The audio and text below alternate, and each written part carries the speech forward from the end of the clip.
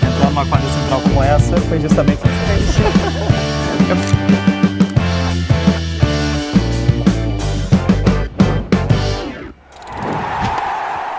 FBT 400 de Caiobá.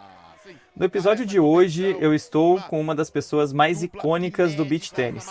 Ele já foi atleta profissional da modalidade, é diretor de uma das principais marcas do cenário e é treinador de alguns dos melhores atletas de beach tênis do mundo. Fala comigo, Dani Tirella.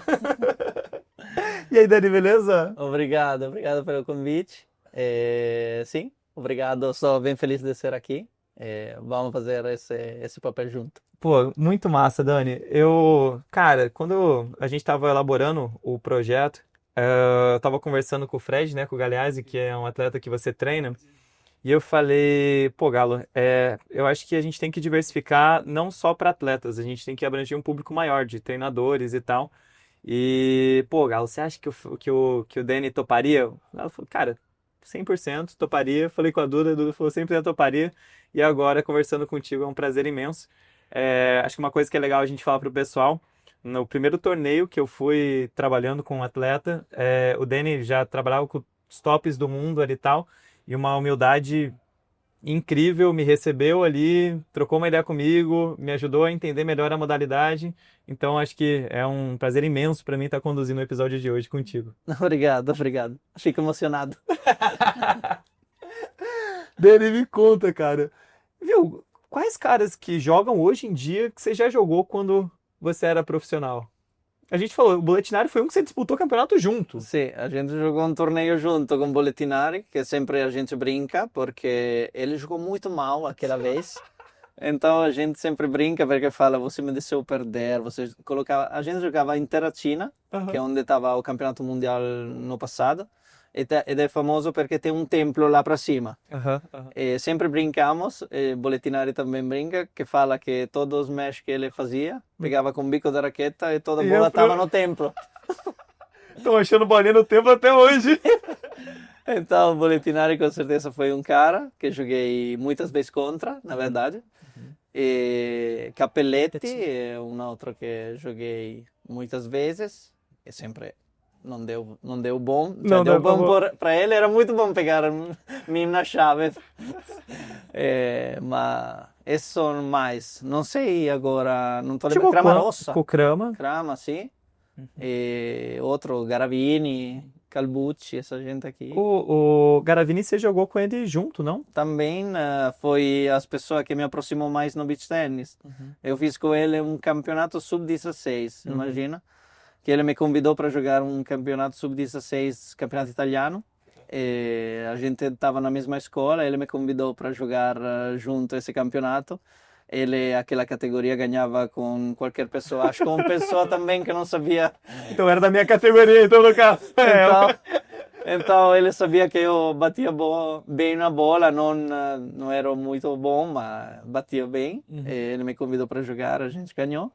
E daquele momento a gente foi amigos, saiu muito juntos.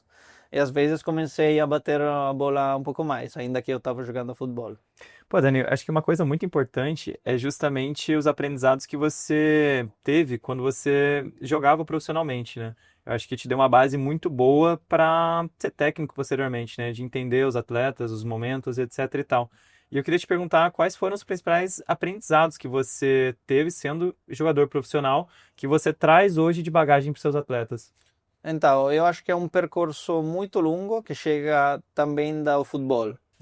E eu sempre fui o clássico jogador capitão da equipe. Estava no meio da quadra, que quando era o momento de falar com o arbitragem, era o cara que chegava lá para deixar tudo tranquilo, para falar do jeito correto com ele, para falar as coisas que o time merecia. E esse foi uma parte muito importante. Também eu joguei em algum time muito forte de futebol, então não sempre foi aquele que jogava titular, não sei se fala titular em português. Titular. Uhum. Então, às vezes estava sentado. Eu chegava e jogava 15 minutos, 20 minutos no final. E também nesse você aprende muito, porque você está em uma equipe e entende que você ainda pode ser importante, ainda que não é a estreia do começo. Uhum. Então, eu sempre falo que um dos maiores treinadores que eu tinha no futebol que gostei mais era um cara que nunca me deixava jogar. Juro. É que a equipe era formado com... eu jogava no meio da quadra. Não lembro como se fala em português. Meio-campistas. Sim. Aí naquela época a gente tinha um ataque muito forte, mas era três que não corria nada. Só fazia gol e não voltava a ajudar a equipe. Então ele me falava, você tem muita qualidade lá, mas eu preciso de gente que conquista a bola, que passa a bola, ainda que era muito passagem, essas coisas.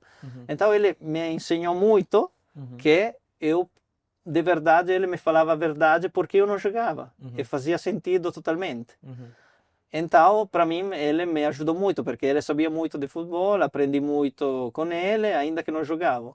Essas coisas são muito importantes, porque depois, ainda que você vá fazer outro esporte, entende a lidar com essas coisas. Imagina agora que eu tenho uma equipe aqui, e na verdade é totalmente diferente, porque é uma equipe de futebol, todo mundo treina junto para ganhar junto. E eu treino uma equipe que todo mundo Às vezes treina competem para entre ganhar si. contra aquele que está no mesmo time. Então não é fácil, mas a gente lida com isso. Uhum. E o que você, tipo, da tua experiência no beach tênis e também nessa do futebol, tem alguns insights assim que às vezes administrar a ansiedade pré-jogo ou no momento de decisão você tem uma postura diferente? Tem algum aprendizado específico que te marcou da tua época de atleta profissional para hoje que você transmite para os seus atletas? Tipo, eu sempre falo que precisa ser jogador para ser um bom treinador. Não é importante se você é um jogador top, mas precisa ter jogado algum momento importante que marca. Então, eu lembro que um momento muito emocional da minha vida quando era futebol, eu na semifinal desse campeonato, eu ganhei um campeonato italiano sub-15. E eu lembro na semifinal a gente chegou no pênalti. Eu chutei o quarto e estava 35 mil pessoas. Eu tinha 15 anos. Não, e a Itália é um país apaixonado por esportes, né? Eu lembro que chutei o pior pênalti da minha vida, mas Deus deixou que o goleiro foi do outro lado. Nossa! Então foi gol. E lembro daquele medo. Depois de um tempo, eu parei de jogar futebol, comecei a minha carreira de beach tennis e eu fazia outro trabalho na Itália. E por esse trabalho que me pegaram, me falaram, eu pego você a trabalhar, mas você precisa ir a jogar na equipe do trabalho, que era no dilettante, então era tipo segundo, tipo Uma na divisão, categoria exato, muito baixa, que me deixava algum dinheiro, jogar assim. Eu lembro que chegamos ao último jogo do ano e jogamos contra uma equipe que estava tentando de ganhar aquele campeonato. Juro que estava, eu acho, 3 ou 4 pessoas olhando o jogo fora, não estava ninguém. Eu lembro que percebi a mesma sensação de quando foi criança chutar para frente de 30 mil pessoas. Sim. Então você, daquele momento, percebe quanto o mental é importante, porque não é as condições de jogar em uma quadra muito importante ou em uma quadra fora. É a percepção de saber, eu sei fazer as coisas e sei como lidar com aquela situação. E você depois aprende todo com a experiência essas coisas. O mental é uma batalha interna, né? Essa que é a grande compreensão, né? Uma batalha é a mais difícil de todas, porque é você contra você mesmo, não é você contra um adversário específico, né? Sim. E da mesma forma que é uma das mais difíceis, é uma batalha que te potencializa aprimorar demais esse desafio, porque a todo momento você tem a possibilidade de refletir sobre a tua vida, refletir sobre aquilo que você pode aprimorar, como que você pode lidar com a situação, desde que você tenha consciência sobre esse momento, né? E o Sim. mental é muito interessante, né? Eu vejo que o beach tennis é uma modalidade que exige muita precisão dos atletas, né? Tem uma margem de erro muito baixa. Eu acho que tem uma margem de erro menor que do próprio tênis em si, né? O tênis tem algumas situações de LED, de vantagem, que possibilita um pouco mais de erro ali. E no beach tênis não. Se você acerta a fita e passa pro outro lado, é ponto, né? Não tem um saque. Se tá 40 iguais, fez o ponto, acaba o game, né? Não tem outra dinâmica como essa. E por ser uma modalidade de precisão, requisitam certos traços psicológicos assim muito significativos nesses momentos, né? Sì, precisa ter um equilíbrio muito alto, porque a fita é um esporte que vai ter muita casualidade, ainda que treinador como eu tenta de trabalhar para tirar essa casualidade que a lógica deu certo. Mas a gente sabe que alguns momentos vai acontecer a situação de casualidade. Sim. Então a gente com meus jogadores durante o treino a gente brinca sobre isso, que elas vão fazer uma bola e vai acontecer que ela não pega bem e vai acontecer lá.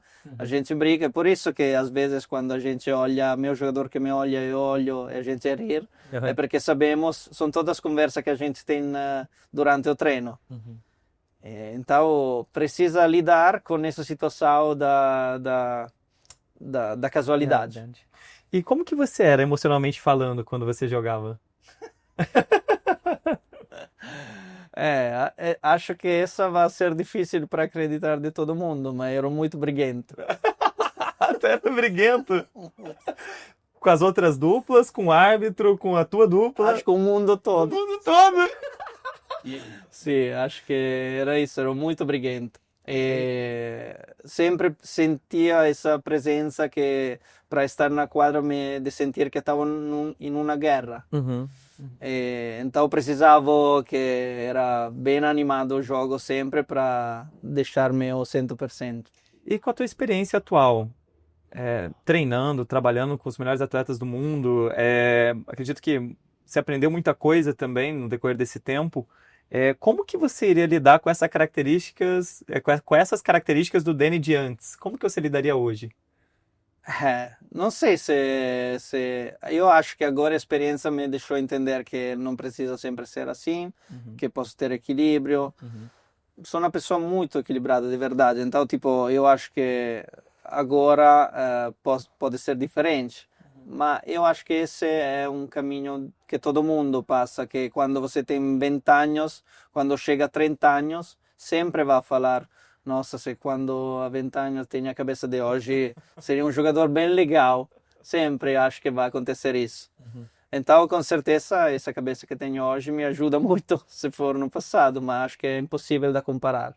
Acho que o que marca bastante é a tua compreensão de que, cara, eu não preciso ser assim sempre, a todo momento. Tem momentos que faz sentido eu ser briguento. Cara, num jogo tem momentos que você tem que puxar Sim. essa característica colérica ali e tal, né? Mas tem momentos que não necessariamente precisa ser aplicado esse aspecto, né? Um momento de fita, por exemplo, um momento de linha. Se você for briguento nesse momento, você só vai se destruir, né? Claro, não, precisa de equilíbrio naquele momento. E foram dois momentos que eu aprendi que era o momento certo de parar de jogar.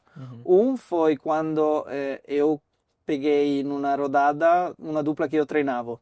Então, aprendi que não pode fazer o treinador profissional tendo o jogador que você treina na chave principal. Eles perderam contra mim, que eles eram melhor de mim, então me deixou muito mal essas coisas, mas aprendi que precisava parar. E a segunda coisa foi quando eu comecei a perder, e ainda que perdia, eu não estava com raiva. Ah, sim. Estava bem de boa. Esse foi o segundo que me deixou entender que a raiva do jogador que precisa ter, não sei se fala também raiva em português, Sim, a porque, vontade, tipo, porque é uma raiva positiva, não é uma raiva... uma competitividade, eu acho que... Você precisa ter esse negócio dentro para entrar na quadra e deixar tudo melhor. O jogador muito de boa também não tem tanta ambição, não consegue ter... Porque é bem isso que a gente estava até falando agora há pouco, né? Eu que trabalho com a parte mental dos jogadores, você que trabalha com a parte técnica e também com a parte mental dos jogadores, cara, é o jogador que tem que querer mais do que a gente. Não tem como, porque Sim. é ele que vai estar na quadra, é ele que vai ter que ter um esforço absurdo para ele próprio estar se desenvolvendo. Então, se de alguma maneira as derrotas não têm um impacto emocional de tristeza, em sua maioria, né, se isso começa a ser vivenciado de maneira consistente, provavelmente o jogador está perdendo o propósito dele Sim. na modalidade. E, pô, como é que foi essa transição para a tua carreira de treinador, assim? Conta para mim. Então, eu jogava futebol, Uhum. depois parei e comecei a brincar com beach tennis por causa de Garavinha, assim. Comecei a jogar mais de uma forma divertida, porque você não jogava todo ano na Itália, porque está 8 meses de frio. Uhum. Então, joguei, depois um tempo que não fiz nada, voltei a jogar a futebol por brincadeira com meus amigos. E no verão sempre comecei a jogar a beach tennis, que estava torneio todo verão, essas coisas. Então, tipo, comecei a curtir mais o circuito de beach tennis. O circuito era 3 meses por ano. E no restante do ano você fazia outras coisas. Sim. Então, o beach tennis era muito primordial. E... Só um parênteses, isso traz um toque até de ser especial a modalidade para você, né? Já que não é algo acessível a todo momento, né? Sim. Você trata com muito carinho o beach tennis justamente por conta. lembro quando chegava na Itália o período de abril, que era o primeiro sol que começava a voltar do ano antes. A gente colocava cada coisa e chegava a jogar na praia com 10 graus, que estava bem feliz. Era assim. E, voltando, naquela época eu comecei a ser um treinador de futebol para criança. Uhum. E fiz 2 anos, acho, assim. E depois me chamou, eu sou de Ravenna, me chamou Ravenna para fazer todo o lado técnico para todo o setor juvenil. Uhum. Então não treinava uma equipe, mas cada dia chegava uma equipe diferente de todo o setor juvenil, só para cuidar da parte técnica. Era um jogador muito técnico também quando era futebol, então eles me chamaram por isso. E depois disso, eu comecei a trabalhar com um treinador profissional de futebol, entrei na equipe dele, e foi aquele que a gente aqui chama analista. E eu chegava chegava aquele weekend a olhar uma equipe que o nosso time jogava semana que vem. Sim. Então, tipo, eu sempre fazia um relatório. Preparava estrategicamente. Exato, falava, tá, aquele jogador gosta de fazer isso, aquele jogador gosta de ir sempre à direita, esse jogador na palla inativa ele tá um bloco lá, ele gosta de fazer com a mão direita o cross no segundo, todas essas coisas. Preparava todo porque naquela época não tava muitas coisas como é hoje de fazer muita análise, muito vídeo. E já vou emendar uma pergunta de hoje. E hoje, essa preparação estratégica, é você que faz para os seus jogadores ou eles próprios que preparam e validam contigo? Como é que funciona? Não, tipo, eu preparo muitas coisas. Eu conheço muitos jogadores, eu olho muito beach tennis, e de muitos anos que faço isso.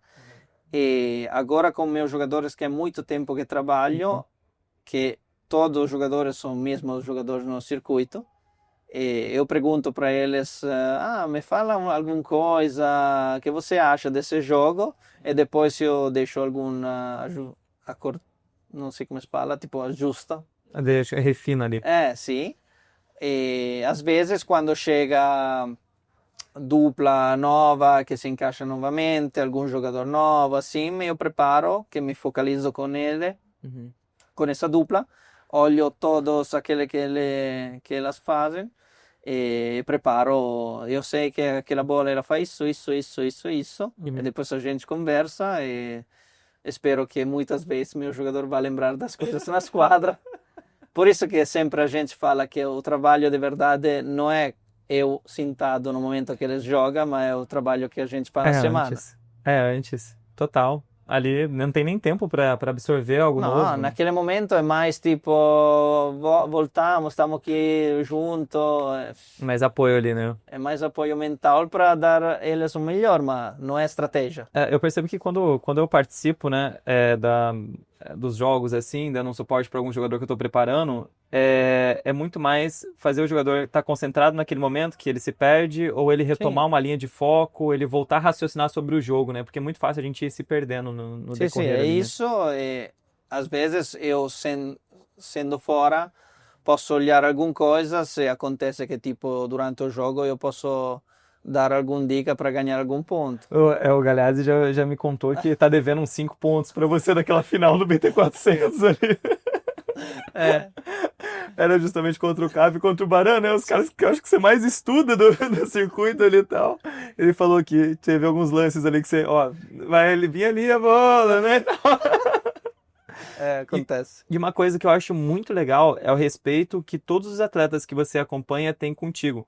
Porque, assim, muitos deles não têm um parceiro fixo, não têm um parceiro fechado e etc, né? Mas todos eles têm um respeito muito grande de, tipo assim, até que ponto que eu posso trazer uma estratégia que é do Danny, que ele prepara com a gente, que ele prepara só com a nossa equipe, e até que ponto que eu posso compartilhar alguma questão ali pra gente ganhar a partida, né? E É todos que eu tive isso. contato. E também, tipo, eu na minha carreira muitas vezes tenho só um jogador da dupla. Então, com minha experiência, eu aprendi a fazer, tipo, alguma escolha estratégica Uhum, para não deixar mal uhum. o O parceiro parceiro. que eu sei que ele vai fazer. Tipo, estudio mais o parceiro Uhum. e deixo o meu jogador fazer coisas para o parceiro ficar bem e meu jogador se acostumar. Exato, porque senão não vai ter sucesso, já que o parceiro vai ficar vulnerável a uma jogada X, Y, H, né? É bem essa... E o beach tennis é muito isso, né, Dani? Tipo, é, é muito comum dentro da dupla ter algumas fraquezas individuais dos jogadores, né? E se eu tô executando uma bola que expõe a fraqueza da minha dupla, cara, eu não Ah, vou ter sucesso igual, mesmo que não seja a minha fraqueza, claro. né? E essa compreensão, ela precisa estar alinhada. Claro que no mais alto nível é para ser reduzido essas características, né? Afinal de contas, a gente está falando, né, de top 5, top 10, mas a partir dessa escala precisa ter uma compreensão muito, muito limpa, voltada a esse aspecto. E uma outra pergunta que eu queria te fazer, Dani. Cara, a gente sabe que essa função, assim, a função de treinador, cara, é uma função que exige uma paixão fora do normal. Fora do normal. Viagem constante, estudo constante, conversa com os caras, conversa até além da própria parte técnica, dá um suporte emocional absurdo para a pessoa. Então exige uma paixão fora do normal. Cara, qual que é a tua principal motivação assim para ser treinador hoje? Nossa, que boa pergunta, não sei. Uhum. É, acho que nasci por isso. Ah, que massa tua resposta. Acho que nasci por É teu isso, porque propósito. eu sinto que cada coisa que eu faço posso ajudar a pessoa que está na minha volta. Uhum. E eu resolvo problemas, sempre Uhum. falo isso. Então, tipo, eu sei que agora que eu fiz a escolha de entrar no beach tennis profissional, quando fiz no passado, eu sabia que dava certo. Uhum. Então comecei a fazer essa carreira e continuei porque no passado, tipo quando estava na pandemia, estava perto de decidir se ir para o Brasil ou continuar na Itália. Eu Uhum. tinha no passado uma academia grande na Itália Uhum. e meu trabalho lá estava de boa. Não precisava ir para o Brasil para me sustentar com beach tennis. Uhum. Mas eu pensei que ainda estava jovem Uhum. e fazer uma experiência nova me podia dar uma coisa mais na minha vida. Então eu fechei tudo lá, comecei a ir para o Brasil para curtir todo o profissional da mais perto. E, então agora estou aí nesse negócio, ainda estou dentro com meus jogadores que sinto que precisa de mim. Uhum. E eu gosto de deixar as coisas e ajudar eles na carreira, como se eu fosse no outro lado. Sou um cara muito empático, então, tipo, eu sempre penso, se eu fosse no lugar deles, Sim. queria uma pessoa como De a qual mim, forma, né? que me ajuda a morar longe da nossa casa. Uhum. Ah, que bacana essa questão, né? Mas é uma pergunta interessante, né? Às vezes a gente não tem noção, mas a tua resposta é muito legal, né? Eu acho que eu nasci para fazer isso, né? Eu sou uma pessoa muito boa em resolver problemas, eu sou uma pessoa muito empática, e eu acho que eu nasci para ser um treinador de beach tênis, de estar acompanhando os caras, de estar evoluindo a vida deles e podendo auxiliar de alguma maneira, né? Pô, atualmente, vamos lá, deixa eu ver se eu não vou esquecer ninguém. Você tá com o Janotti e o Matia. Você tá com a Nini e a Júlia, você tá com o Boletinari, tá com a Vero, tá com a Sophie e a Vitória, e tá com o Fred. Lembrei de todos? Sim. Cara, como é que é pra acompanhar essa galera durante os torneios? É difícil. Eu fiz um postagem no torneio de Rio que acho que foi o recorde, porque eu fiz 23 jogos assentado. Imagina se as pessoas que me perguntam, você errou no planejamento do jogo, essas coisas. Imagina se eu fiz 23 planejamentos do jogo. É impossível. Sim. Porque ainda o beach tennis tem 2 jogos por dia, então não dá para fazer todas as coisas certas. O beach tennis está evoluindo, está chegando profissional, mas ainda não é. Então a gente está tentando de fazer das melhor forma, mas precisamos evoluir muito mais como esporte, ainda que deixa para pessoa como eu trabalhar com menos jogadores, porque me posso sustentar só com uma dupla. Agora é impossível, ou trabalho com mais jogadores, ou tenho uma academia que trabalho com amadores ou outras coisas. Então, eu escolhi de fazer esse trabalho com profissionais. Acho que trabalhar todo dia com profissionais me ajuda os olhos a ficar mais focado só nisso. Então, é isso. Tento de aguentar 9 jogadores, ainda que com jogadores que tenho há mais anos, meu trabalho é mais de tipo ajusto, controle, qualidade, sabe? Ajustar algumas coisas quando é o momento que eles estão um pouco mais para baixo e depois eles começam a se virar. O meu trabalho, que sempre falo com jogadores, é tentar demonstrar para eles que eu sou inútil. Então, se eles percebem que o meu trabalho, elas sabem que é importante, mas não precisa de mim, eu estou fazendo um bom trabalho. Total. Na psicologia é da mesma forma, porque não vou ser eu que vou estar gerindo a emoção do meu atleta na quadra. E essa questão que você falou das preparações, das partidas é muito importante, porque assim, são 23 que você falou, né? Pô, gente, o atleta profissional, ele tem que ter autonomia para resolver os problemas. Claro. Ele tem que, ele próprio, conseguir ter uma linha, desenvolver linha de raciocínio, desenvolver estratégias e resolver os próprios problemas, porque vai ser ele que vai estar na quadra lidando com esses problemas, né? Eu, tipo, escolhi esse weekend que estava um torneio que eu não fui, porque no planejamento do começo da temporada eu escolho algum torneio que não vou. Perché non falo che sono torneio de treino, ma sono torneio che deixo para eles se virar. E falo sempre, de verdade, como um pai que está atrás de você, que deixa você fazer o pior erro da sua vida, mas estou atrás para salvar a vida de você. E depois mostrar, olha, você fez isso, se você fazia isso era bem melhor. A volta seguinte você aprende. Se eu, antes que você vá fazer isso, falo o que você precisa fazer, você nunca aprende. Eu sempre resolvo o seu problema, você não sabe virar. E como que você foi aprendendo a ter esse tipo de tato com os jogadores? Como que você foi desenvolvendo essa forma de compreender que tem que deixar o cara se virar, tem que dar um espaço para ele e tal? Eu, tipo, já falo sempre que para ser professor de beach tennis você pode aprender, para ser coach não pode aprender, você nasce. Sempre falo isso. E eu estudei muito no passado para tentar de fazer menos erros possível. Quando era o passado não estava muito dinheiro no beach tennis, então eu fiz muito estudo de psicologia, muito estudo das coisas para entender como as coisas é o caminho, sabe? Então eu tentei de aprender muitas coisas para depois fazer com meus jogadores menos erros possíveis. Então isso foi o caminho. Entendi.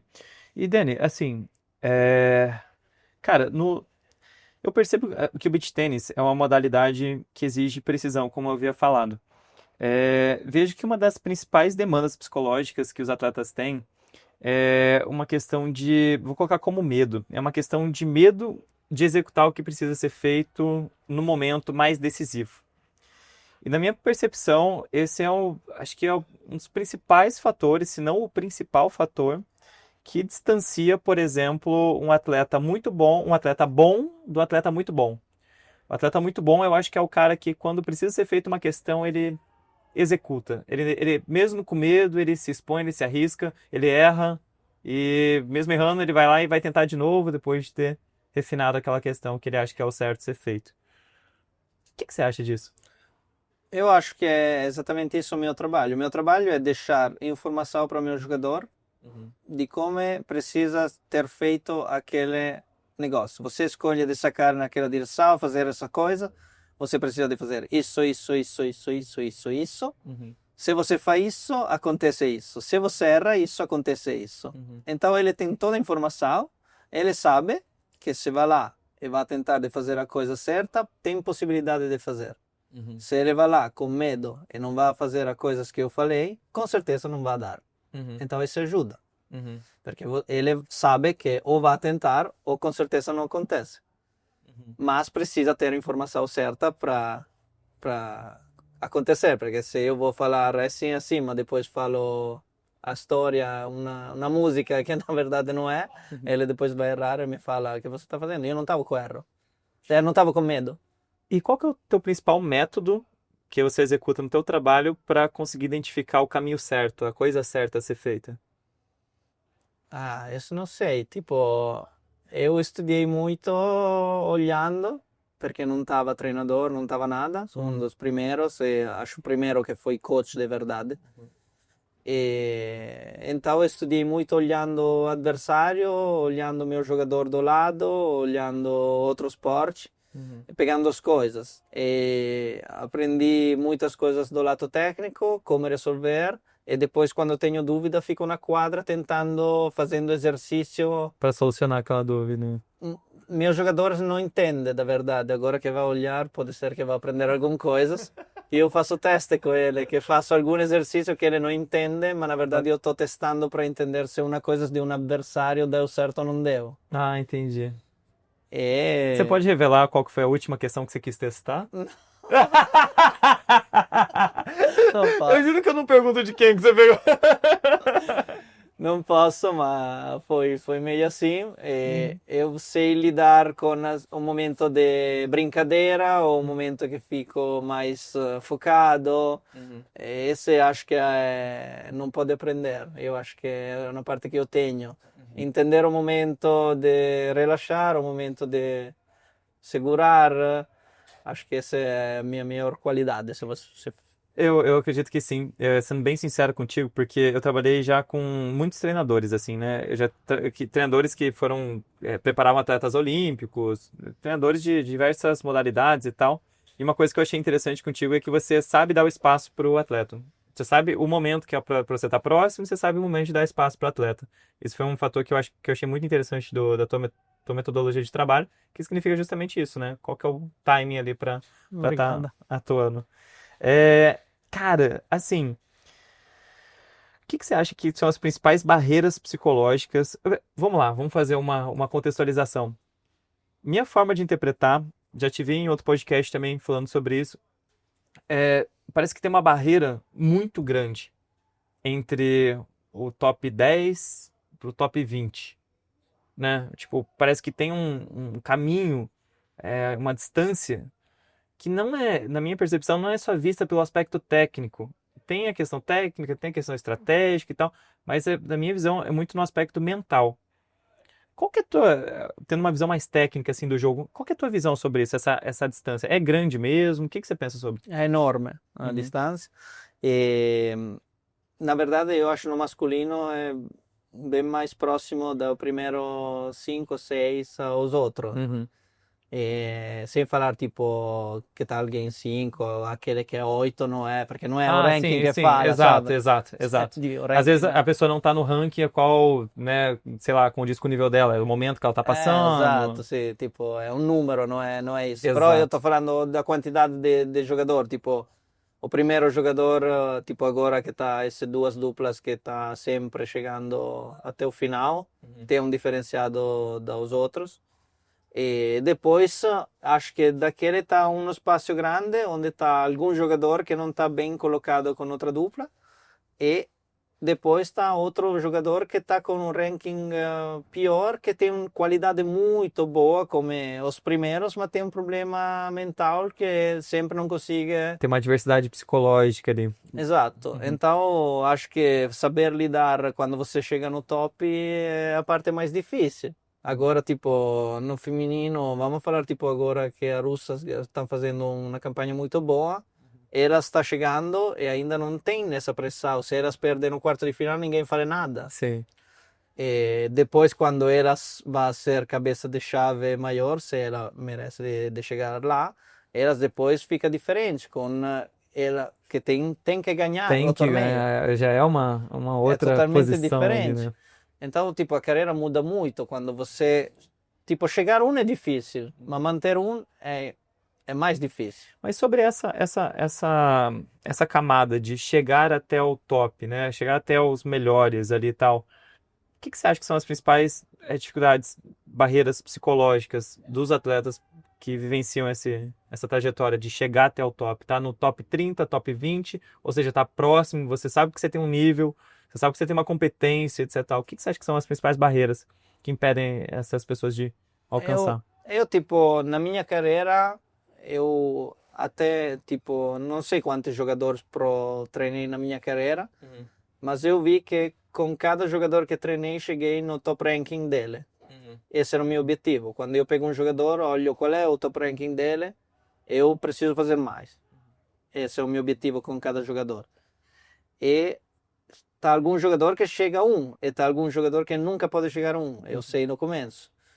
E tá, No começo você tem a leitura não sei, que aquele eu já sei. jogador é um potencial topo do mundo e esse jogador é um potencial não topo do mundo. Eu já sei também de jogador que não treino. Mas com jogador que não treino, eu não posso saber se eles treinando comigo pode ser Entendi. muito bom. Porque você não sabe como é a cabeça dele. Não sabe as formas de aquele como reage a uma mudança. Não sabe muitas coisas. Porque, tipo, às vezes eu olho, nossa, ele tem aquele problema que se eu vou trabalhar com ele, em uma semana resolvo. Juro. Mas não é verdade. Eu acho que é assim, mas não é verdade. Sim. Porque eu posso ajustar tecnicamente, mas não sei se ele vai conseguir fazer como eu falo para ele fazer isso. Isso, se ele vai conseguir executar aquilo que Ou foi precisa treinado. que ele precisa de mais tempo. Então, tipo, você pode saber só das pessoas que treinam esse negócio. E tá jogadores que eu acho que tem muito potencial, falta o lado mental, tá jogador que tem um bom mental, mas falta de lado técnico. Então, o jogador sempre é composto dessas três fases, que é físico, mental e técnico. A parte mental no beach tennis é muito elevada, sempre falando pelo caso de antes, que é um esporte muito de casualidade. É muito rápido, que Sim. não tem vantagem, então 40 iguais, Acabou. pum, pum, pum, pum, pum, todos eles são muito curtos, então tipo, é muito rápido, em uma hora você pode perder 2 sets, então Sim. acabou. E tipo, o último jogo de Sofia e Vitória perderam da Russa em Rio, foi um jogo bem disputado, a gente estava jogando super bem, depois faltou 2 minutos de confiança, que elas erraram 2 pontos, não pegaram um tempo certo na virada de quadra, e elas em 3 minutos ficaram 6-0 no Super. E depois o jogo foi disputado e chegou, acho, 10-5, não lembro. Pero, tipo, essa mudança inicial foi aquele que foi. E no jogo de 2 horas, esses 3 minutos foram aquele que deixaram para ganhar e perder. Depois todo mundo fala, jogar mal, isso. Na verdade são 3 minutos. Mas quando você chega nesse nível, esses 3 minutos são muito importantes. Então a gente precisa trabalhar para tentar de não ter mais esses 3 minutos, que seja só 30 segundos. Sim. É isso. Para voltar logo ali, né? Sim, todo mundo vai ter momento que é difícil. Só precisa ter essa cabeça para voltar rápido. Sim, essa questão é muito interessante, né? Pô, na psicologia a galera chega pra mim e acha um absurdo o atleta que faz certos, grita ou tem alguns comportamentos agressivos ali na quadra, né? Claro que, pô, tem que estar contextualizado, né? Uma coisa é o cara gritar, o cara xingar naquele momento, outra coisa é o cara fazer outras coisas mais agressivas ali, né? E eu falo sempre isso, cara, tem a tua descarga emocional, mas volta. né? Volta, se concentra. O que você precisa fazer naquele momento, né? Como você vai lidar com a tua dupla para lidar com aquela adversidade? Qual que é a melhor forma que você tem para superar aquela situação, né? Voltar a raciocinar, né? Porque o problema é você não ter essa descarga emocional e continuar ruminando aquela emoção que te impossibilita de raciocinar sobre o jogo, né? Claro. Então, acho que esse é um fator, sim, fundamental, né? Os players, os jogadores, eles acabam ficando mais presos nas emoções ao invés de resetar e tal. Acho que é uma questão bem importante esse aspecto, né? Fala pessoal, tá curtindo essa entrevista? Caso você tenha interesse em mais conteúdo sobre a psicologia clínica, a psicologia do esporte ou até mesmo sobre os bastidores da preparação mental para atletas de alto rendimento, segue lá o nosso perfil do Instagram, @igpsicologia. E se você também quer consultar com um dos nossos psicólogos, atendemos tanto na área do esporte quanto na área da psicologia clínica, é só entrar em contato pelo nosso Instagram ou pelo link que tá ali na descrição da nosso bio do perfil do Insta mesmo. Um abraço e te vejo por lá. Já teve algum campeonato que você precisou intervir fortemente no lado emocional de algum jogador? Que ele estava mal e eu precisava. Atuar com ele diretamente ali, falar, cara, Sim. Sim. E, tipo, precisa. Às vezes tenho minhas armas para tentar de trazer todo aquele que o jogador tem. Não posso falar porque se ele vai olhar. Não, é pessoal, né? Tipo, mas às vezes preciso de me engenhar com ideias para tirar a energia dele. Sim. Porque tá momento, todo jogador é um ser humano. Então tá aquela semana que uma pessoa chega que tem um problema em casa com namorada, relacionamento. ninguém acha que toda semana ele chega, ele sabe bater, então ele bate. Não é assim. Então cada semana tá um negócio diferente que a gente precisa lidar. E na minha carreira tinha muito que às vezes algum jogador não estava bem, né? Eu segurei, e ainda a gente ganhou o torneio que não pensava. E outras vezes que a gente chega super top e o torneio não dá certo. Não dá certo. Muitas vezes, não muitas vezes, mas às vezes acontece torneio que eu chego no torneio que não estou 100%. Então falo para o meu jogador que nesse torneio vamos fazer isso, eu estou meio cansado, estou meio assim, vou tentar de ajudar, dou meu 100%, mas sinto que não estou bem, porque ainda eu sou um ser humano, eu sei que às vezes não estou no top e às vezes estou. Sim. A gente é um time, se ajuda dessa forma. Acho que essa parte de ser sempre sincero com meus jogadores ajuda muito, porque ela sabe que quando depois eu vou falar uma coisa é porque eu de verdade acredito. Acredita naquilo, né? Cria uma relação, acho que é isso que define uma equipe, né? Você tem uma relação de confiança ali, né? Sim, eu acho que eles acreditam muito naquilo que falo, porque ele sente que é de verdade aquilo que penso. Sim. E quando falo, tipo, antes de algumas armas, na verdade, algumas armas é verdade. É que eu sei que é uma arma, porque eu sei que se falo esse negócio que é verdade, posso chegar no objetivo que eu Você consigo. vai acessar o cara, né? Exato. A gente... Não é que estou falando coisas que não é verdade. Sim.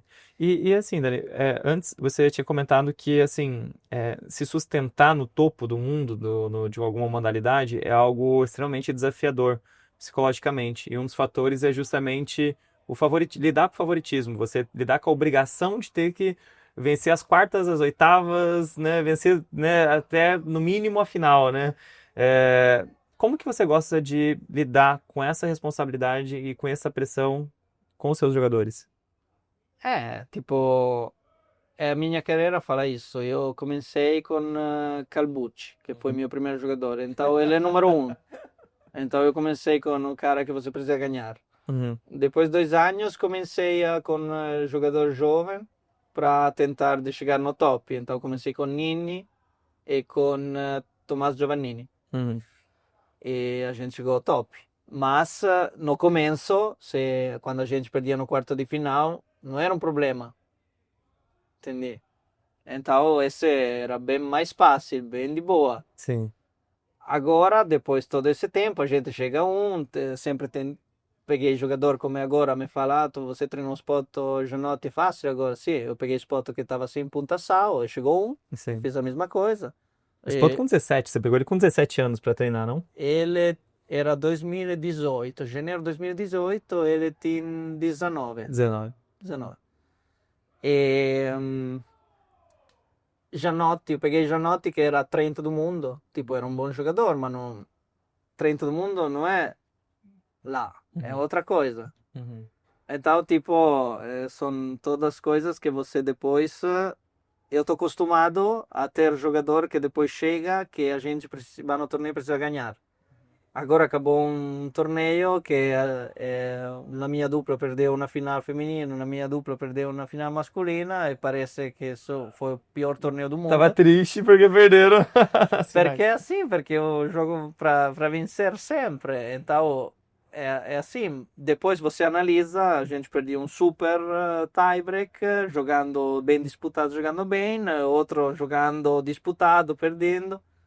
Então, tipo, eu fiquei mal quando a gente não vai, tipo, eu vou perder, eu vou fazer 3 games.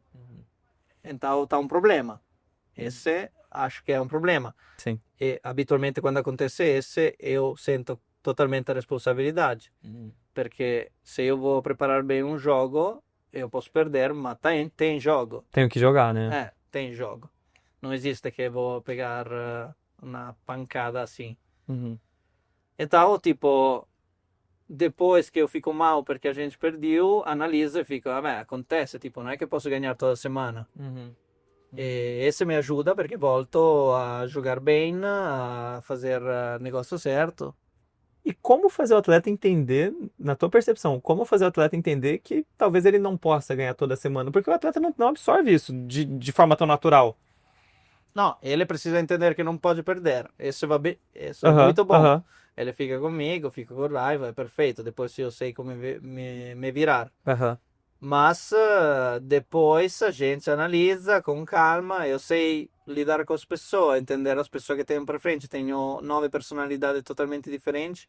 Entender que com aquela pessoa não posso falar depois 1 hora do jogo, ou com aquela pessoa posso falar 5 minutos depois, que é como se ele está sentado aqui como você falando.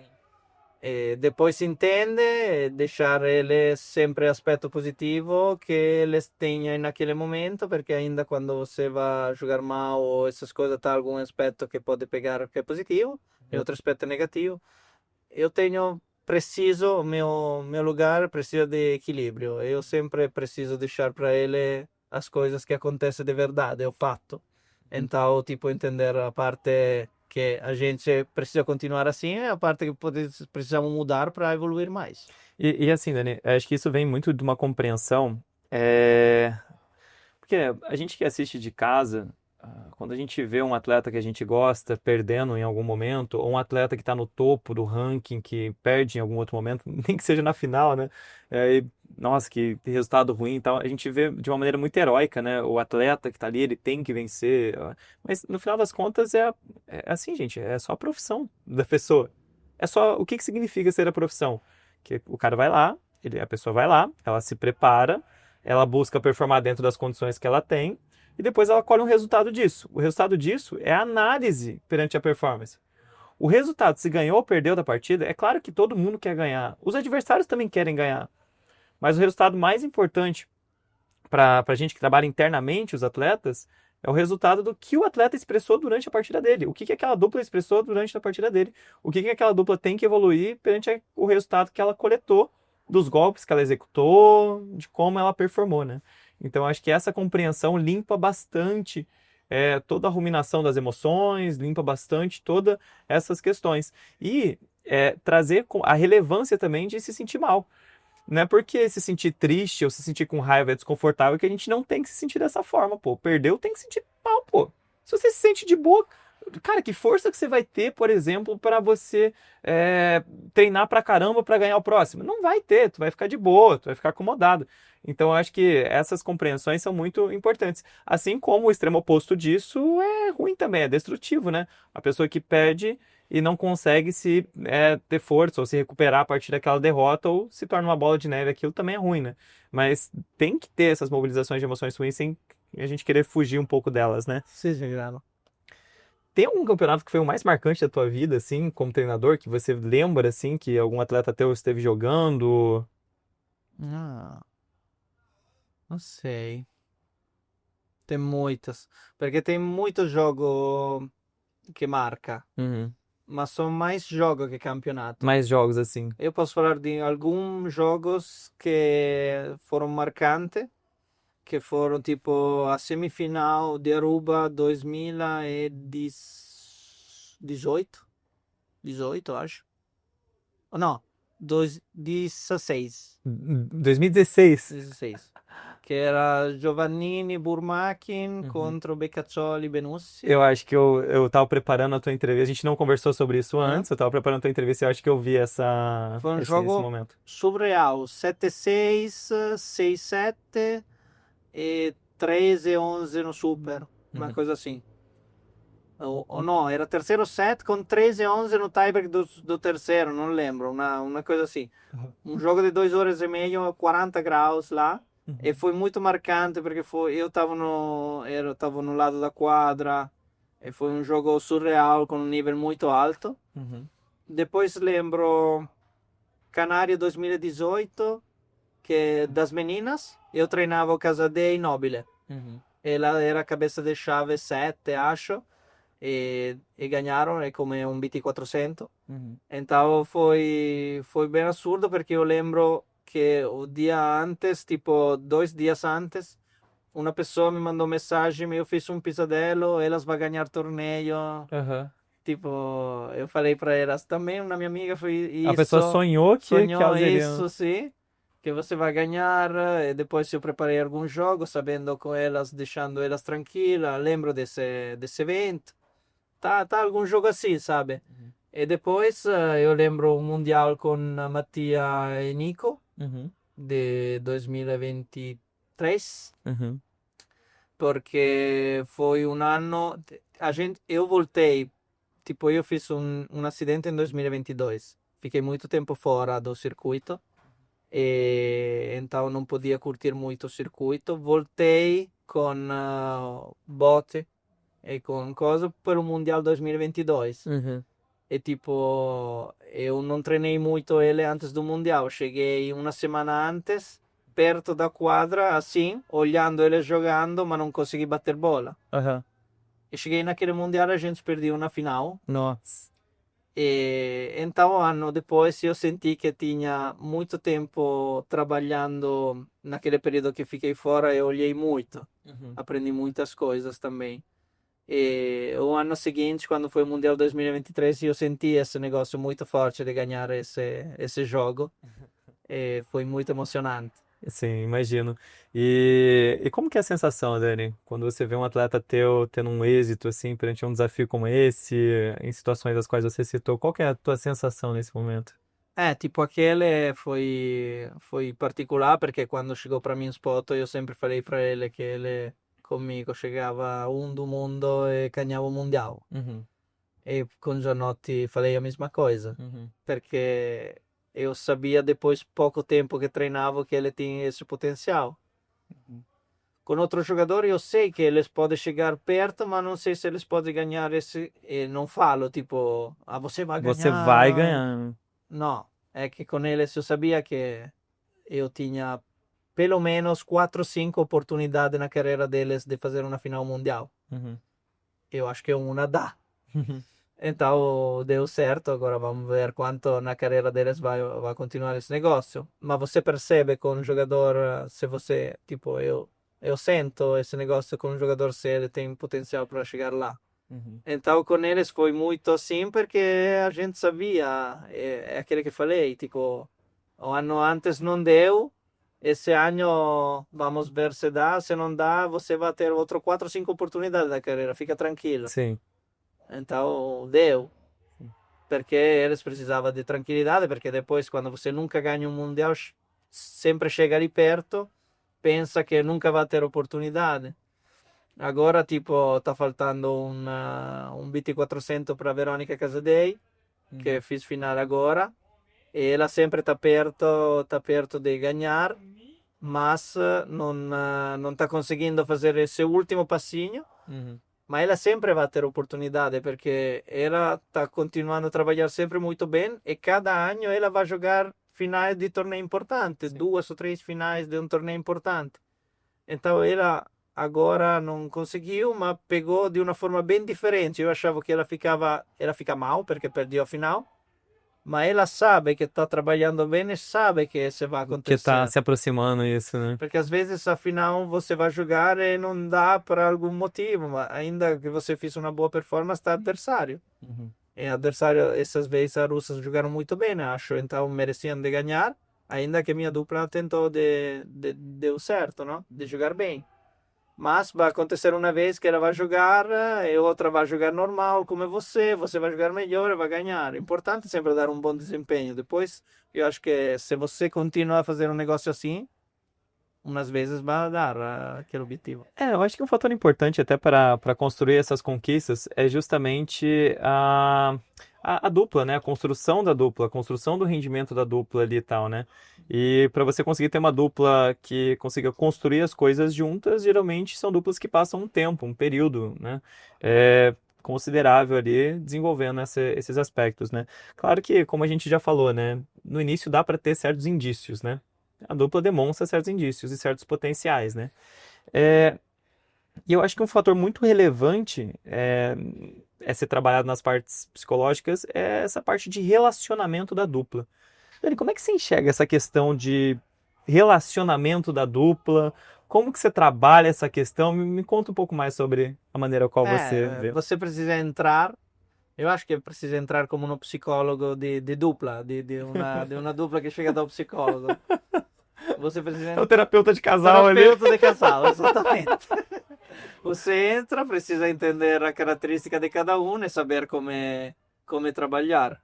Tipo, agora que você me deixou com essa pergunta, comecei a pensar a minha dupla que eu tenho, como é o negócio dentro, e não tá uma parecida de outra. Tipo, são todas diferentes.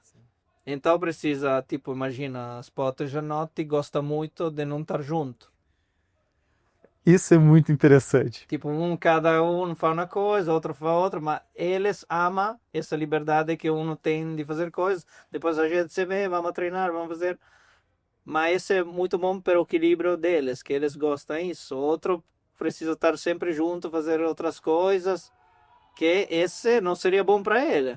Então precisa entender e para os dois falar isso, que a gente vai fazer dessa forma porque os dois é assim, não porque ele não gosta de estar com você ou vice-versa. Eu acho que a principal questão para a gente aprender nessa questão de como trabalhar o relacionamento da dupla, acho que a principal palavra tem que ser personalizado.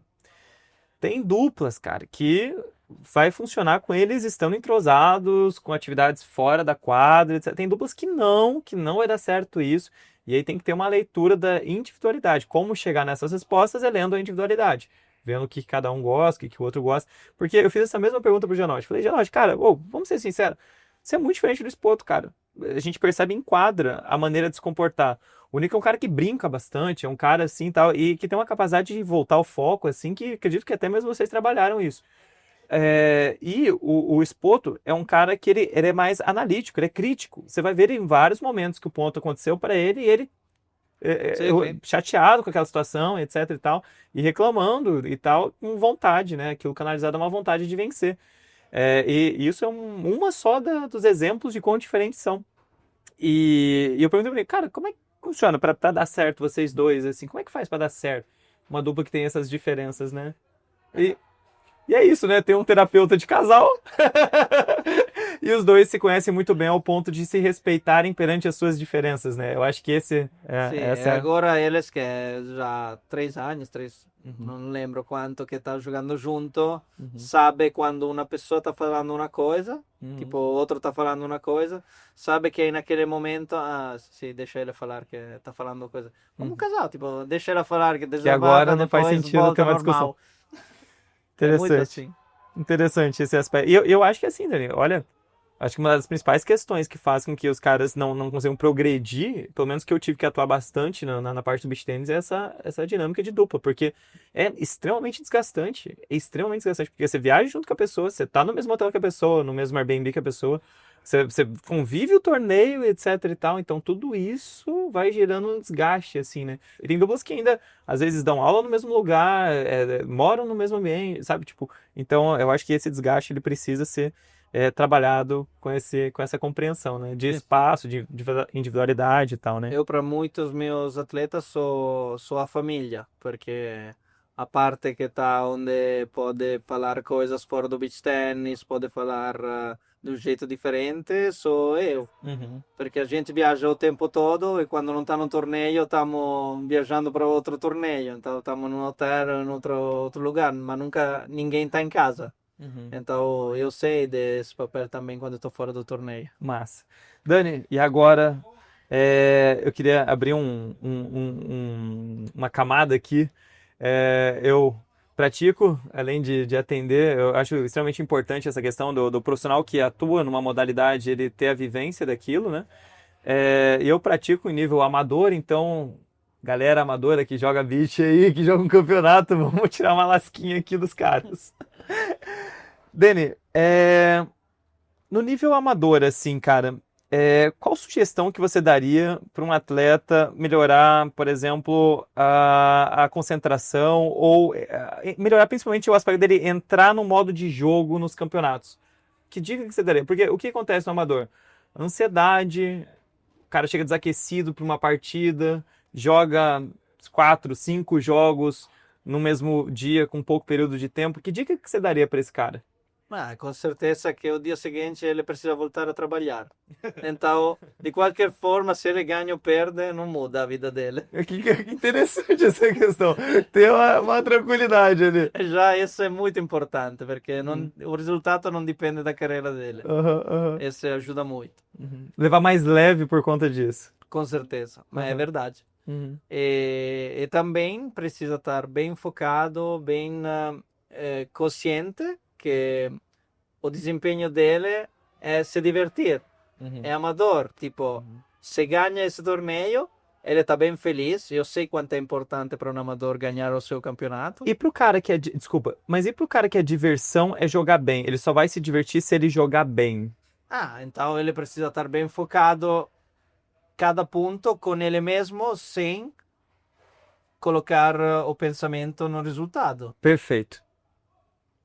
Então ele precisa estar bem alinhado em cada ponto, sabendo aquela bola precisava fazer isso, peguei aqui, precisa estar mais focado a fazer isso. Vamos, e volto. Simplesmente isso. E depois você se constrói o jogo todo. Que interessante essa questão, né? Porque eu vejo, até no nível profissional, as emoções, o estado emocional da pessoa flutua muito de acordo com o que acontece com a bolinha.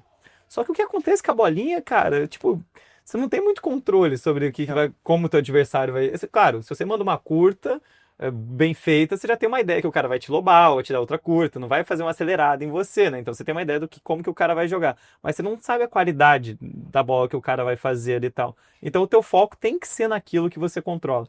É interessante, porque a gente já gravou alguns episódios aqui do Plenamente e sempre uma das principais habilidades emocionais, principais habilidades psicológicas que a gente trabalha desde o amador até o profissional é o foco naquilo que a gente controla. O resultado, cara, não é um fator que a gente controla. Então, só direcionar a tua expectativa e foco para isso, você vai estar vulnerável perante aquilo que vai acontecer na tua partida, né? Exatamente isso. Eu tenho um problema com meus jogadores que é deixar para eles muita informação. Essa é uma vantagem, mas ao mesmo tempo é uma desvantagem.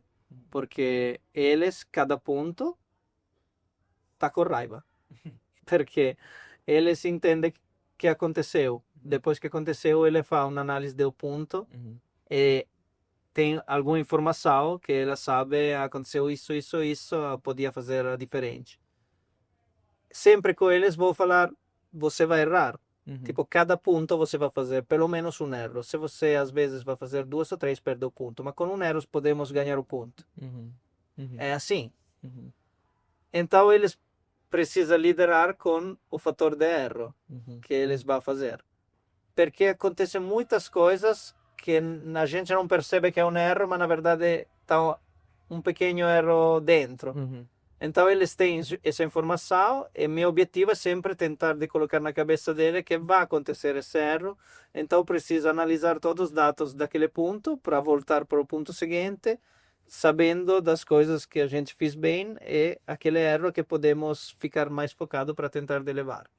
E os erros que você acha que você enxerga, né, do nível profissional que são mais frequentes? Você acha que é por uma questão, sei lá, técnica, por uma questão de tomada de decisão estratégica? Como que você enxerga No, os erros? sono erros que acontecem, tipo, é por causa da velocidade do jogo, Uhum. dessas coisas. Eu, tipo, agora que me tô colocando um pouco mais em forma, tô começando a treinar, tô voltando a bater bola, a jogar, Uhum. depois dessa cirurgia, depois de um tempo. Uhum. E eu tô percebendo durante o jogo que às vezes eu faço algum erro que eu sempre falo que não dá para fazer. Uhum. Tipo, então eu percebo essa parte, por isso que falo sempre que precisa jogar para entender. Tá entendendo? Então, tipo, às vezes esse erro que eu vou fazer, eu sei que acontece porque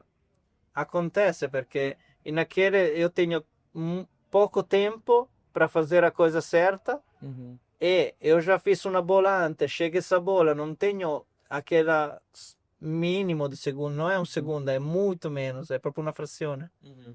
E, e você naquela parte não tem o tempo de fazer a escolha certa e vai fazer uma bola que na verdade ajudou o adversário a voltar. Uhum. Uhum. Esse ninguém percebe que é um erro, Uhum. mas a gente que trabalha comigo sabe que é um erro. Uhum.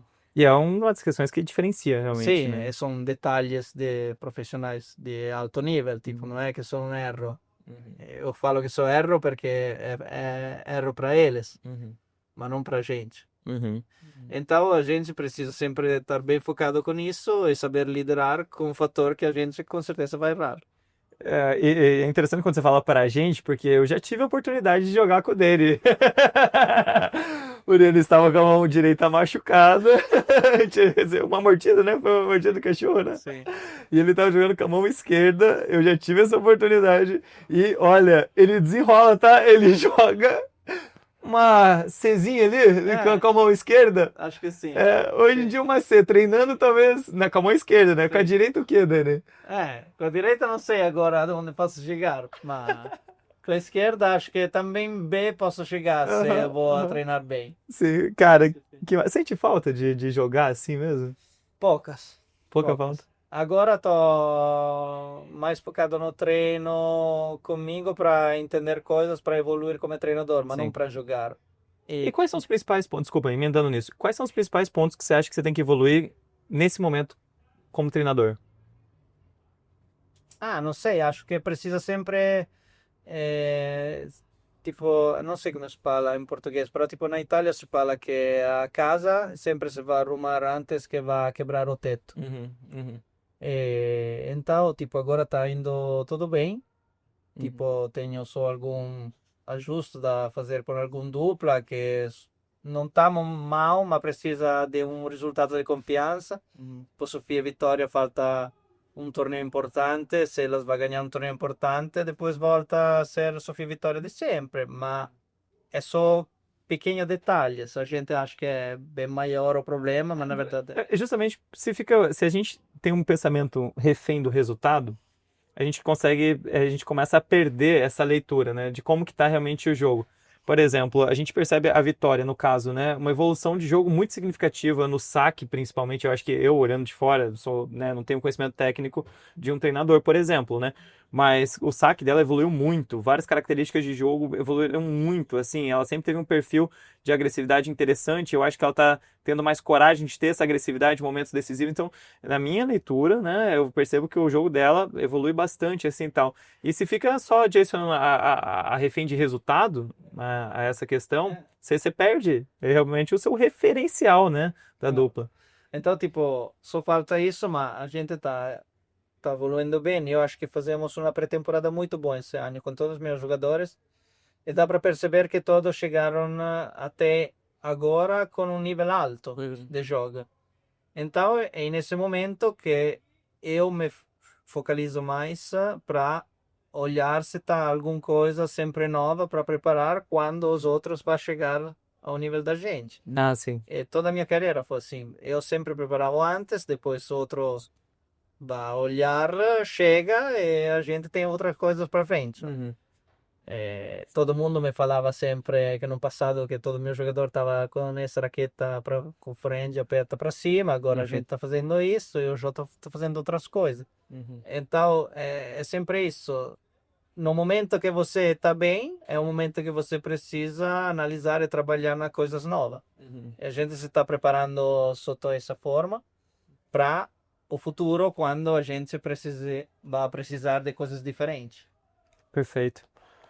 Dani, você é uma pessoa muito observadora. A gente falou que até em vários momentos da tua vida você foi né, bem caracterizado por esse adjetivo, né?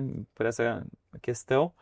E eu queria te perguntar, cara, é, tendo em vista essa questão observadora, qual foi o principal aprendizado que a vida te trouxe, que a vida te ensinou? Ah, eu passei algum momento que não foram fáceis e me ajudaram a ser as pessoas que sou hoje.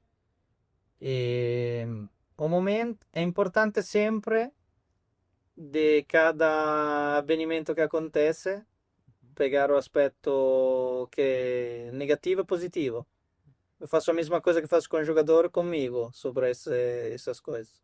É mais difícil porque emocionalmente fica mais envolvido, mas sempre tenho um equilíbrio depois um tempo para entender e pegar a direção certa.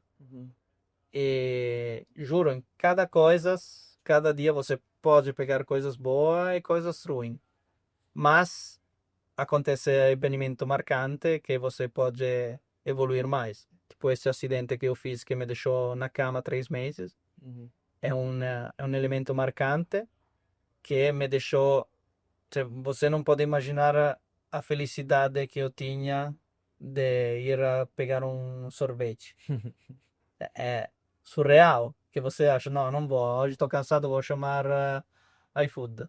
Aham, sim, Eu estava só com iFood, sim. eu não podia sair. Coisas simples assim da vida, né? Simples. E você aprende. Depois, quando agora às vezes esqueço porque sou um cara muito preguiçoso, lembro daquele momento, não, preciso ir, vai acontecer alguma coisa de boa, eu preciso ir. E você aprende, você assim.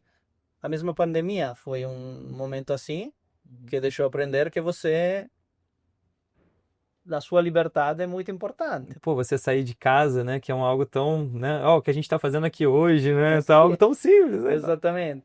Então, todo esse avvenimento foram assim. E às vezes são um relacionamento que não dá, essas coisas que não dá, tipo um torneio que você não conseguiu dar o seu melhor. E você, em cada coisa, pode de verdade analisar, aprender, evoluir. Hum, Perfeito. É um grande aprendizado. Dani, agora eu vou te fazer uma pergunta igualzinha eu havia feito quando eu gravei com o Nico. Dani, no nível amador, o conceito que o pessoal mais fala é sobre dar volume de jogo. Está relacionado com aquela questão de mitigar o erro, né? Ter paciência e escolher a bola certa para arriscar ou para finalizar. No alto rendimento do beach tênis, quais são os conceitos mais importantes para vencer uma partida? Esse é muito grande, depende, porque depende da característica. Tipo, eu acho que Janotti é mais impor o jogo dele. Ele tem característica muito de ataque, então é um cara que você vai jogar contra ele, sente que você depende muito dele. Tipo, eu vou jogar, eu tenho característica mais de defensor, eu devolvo bem, tenho volume, então para mim ainda que estou chegando mal na bola, eu vou tentar de dar uma bola mais no outro lado, porque tá a possibilidade que não volta, porque a minha característica é isso. Então não é fácil dar uma resposta certa a essa pergunta, mas você é importante que dá tudo aquilo que você tem dentro de você. É Dá isso. tudo de dentro de ti. Então você sabe naquele momento aquilo que você tem dar tudo. É o famoso. Sim, a coisa mais importante é que quando acaba você não tem um segundo de arrependimento de uma coisa. Muito interessante essa questão. Se você fosse iniciar um trabalho com um atleta profissional, só que um atleta que está iniciando, talvez, está num ranking, vamos pegar um ranking ali 150 do mundo. como que você desenvolveria esse conceito nele? Então, habitualmente eu trabalho quando pego um jogador na característica muito boa dela. Essa é uma dica que pode ser bom para alguém, porque tipo, se chega um sacador, eu vou evoluir o saque dele. Então, depois disso, vou começar a trabalhar na parte dele. Ele pega confiança em mim, a gente se entrosa bem e depois vai. Então, esse me ajuda porque eu quando pego um jogador, agora é mais fácil porque eu treinei todo mundo, então quando chega um jogador, acha que cada coisa que eu falo é verdade. No passado não era assim, eu preciso conquistar a confiança. E ainda, tipo, com Nico, foi um dos meus últimos, ele quando chegou para mim sabia que eu tinha habilidade de treinar essas coisas, mas não confia. É uma pessoa que não confia 100%, precisa de lógica. E para conquistar a lógica dele, eu demorei um pouco. Tipo, não é que ele chegou assim, assim, assim. Então, eu, na resposta que ele queria das coisas, ele olhava, assim, depois deu. Então, a mais importante dica, acho que é conquistar a confiança de um jogador. E depois que você consegue esse, você depois pode trabalhar em todos os aspectos que você sabe deixar para ele. Perfeito. E para conquistar a confiança do jogador, começar por um ponto de força. Deu uma baita dica. Que massa, Dani. Para finalizar, Dani, se você pudesse deixar uma única frase gravada na mente de todo atleta que você treina, qual seria? Eu tenho uma frase para mim, Tá. que para mim nós somos aquele que deixamos para os outros. Essa é a minha frase sempre. Mas não é para o jogador, é na vida, acho isso. Para o jogador, não sei, eu acho que pode ser aquele que falei antes, tipo, nunca ter arrependimento. Saia da quadra sem arrependimento. Então, tipo, se naquele momento você sente de fazer aquela bola e você não vai fazer porque acha que pode não dar certo, depois não dá certo, você volta, Estuda. você chega e fala, eu sentia que deveria fazer isso. Então, esse é arrependimento. Então, para mim, é bem melhor. Eu sinto de fazer essa escolha, eu vou 100% nessa escolha, e depois, quando volto fora da quadra, nossa, que escolha burra. Próxima vez, vou tentar de fazer diferente. Então, acho que pegar a escolha que você tem na cabeça, vai. Então, não ter arrependimento pode ser bom para ele. Perfeito. Até porque é essa a compreensão, essa é a diferença de você olhar para a modalidade, para um atleta como um herói, ou olhar para um atleta como uma profissão. Se você olha como uma profissão, você entende que, pô, você executou aquilo, cara, se não foi bom aquilo que você executou, você vai sentar, você vai treinar e no próximo você não vai executar se não foi bom. Se você entende que a sua ideia daquele momento é horrível, Você não só, vai continuar você assim. só vai trabalhar sobre aquilo que não deu certo. Eu acho que essa é a compreensão máxima, assim, da diferença de olhar o esporte como, né, algo profissional, né? E, Dani, mais uma vez, a gente está finalizando aqui. Queria te agradecer muito por estar participando aqui. Quer mandar um abraço para alguém, um beijo para alguém? Esse é o momento. Não, mando um abraço para todos os seguidores, para todas as pessoas que estão envolvidas no beach tennis, que está ajudando toda essa galera que está viajando o tempo todo a se tornar uma profissão. Então, quero lembrar para todo mundo que todo jogador, não estou falando só do meu time, mas também do meu adversário, sou um jogador que nunca mora em casa, que viaja o tempo todo, que sou um ser humano. Então, não é fácil. Às vezes que parece da fora que é todo mundo lindo, que é demais jogar, essas coisas. Na verdade, a gente tem sorte de fazer aquilo que gosta, mas não é fácil. E todas as pessoas que assistem, todas as pessoas que estão em casa, são as pessoas que ajudam toda essa galera a curtir e a fazer o melhor para que todo mundo goste do beach tennis. Fechou. Dani, brigadão, viu? Obrigado a você.